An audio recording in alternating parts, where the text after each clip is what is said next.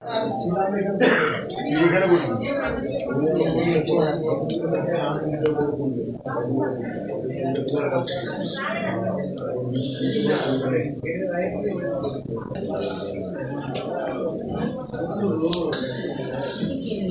সঙ্গে স্মরণ করি বাংলাদেশ জাতীয়তাবাদী দলের চেয়ারম্যান, গণতন্ত্রের মা, সাবেক 3 বারের প্রধানমন্ত্রী মরহুমা দেশনেত্রী এবং খালেদা জিয়াকে।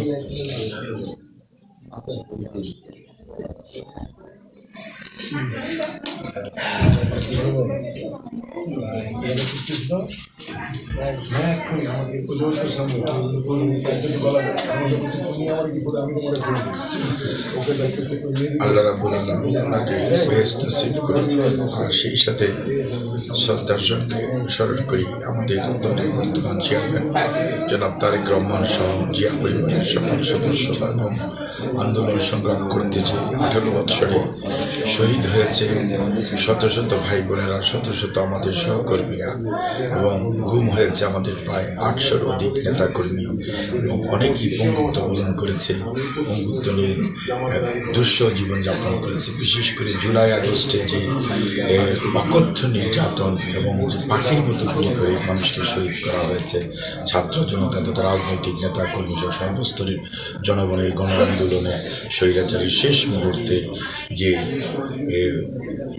দৃশ্য বাংলাদেশের মানুষ দেখেছে, আল্লাহর কাছে দোয়া করি এই দৃশ্য যেন বাংলাদেশে আর কোনোদিন পুনরাবৃত্তি না হয়। স্বৈরাচারী হওয়ার কোনো দুঃসাহস যাতে কোন ভবিষ্যতে কোনো ধরনের কোনো দেশের সেবা করতে এসে কর্তৃত্ববাদী সরকার যেন কেউ না হয়ে ওঠে, সেই সমস্ত শহীদদেরকে শ্রদ্ধা জানাই।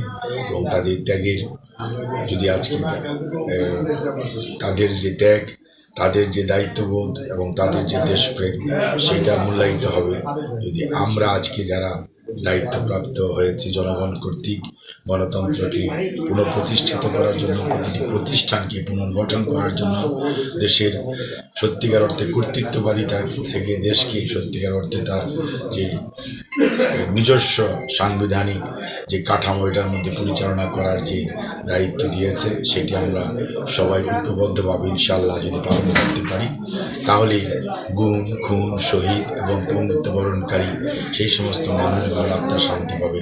আল্লাহ রাব্বুল আলামিন আমাদের সবাইকে যাতে সেই তৌফিক দেন।